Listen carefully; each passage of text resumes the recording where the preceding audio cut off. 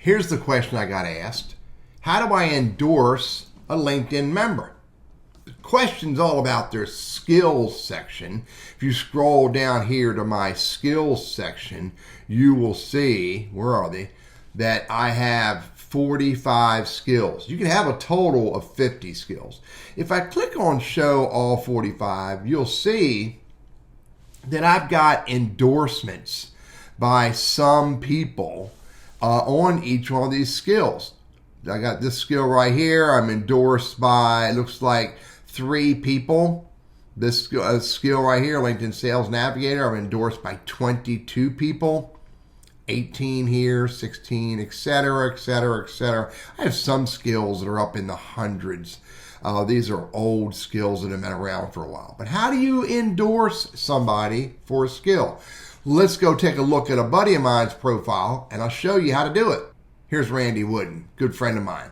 First thing you have to do is you have to be a first level connection in order to endorse somebody. If I go look at this guy's profile right here, I'm second level. If I scroll down to his skills, you can see, I can see his skills.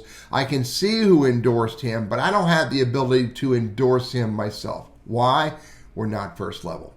But if I come back to Randy, you can see that Randy, I have this word endorse right here. Now, I recommend you go show all 49. In this case, you can have 50 again. And I recommend you look through the skills and you be very intentional. Do not endorse just for the sake of endorsing. Endorse a LinkedIn member for skills that you can clearly speak to, that you know, in this case, Randy has the ability to do. I know Randy does recruiting. I know he's capable of it because he used to own a recruiting business. I know he's a good leadership person. He does leadership work at Goodwill Industries of Northwest North Carolina. I can endorse him for that. Career counseling. I clearly know he does career counseling. It's his primary business. I can endorse him for that. Scroll through his skills, and you don't need to endorse for everything. Endorsing for skills, or endorse the person for skills, again, that you clearly know that person has the ability to do. And by the way, if someone endorses you, it doesn't mean you have to go back and endorse them for skills. Be honest about it. Be transparent about it. Don't make it a race. Don't make it a challenge. Make it all about helping people showcase their skills that you clearly know they have the ability to do. I'm Teddy, your LinkedIn Sales Navigator guide. Hope this is helpful for you.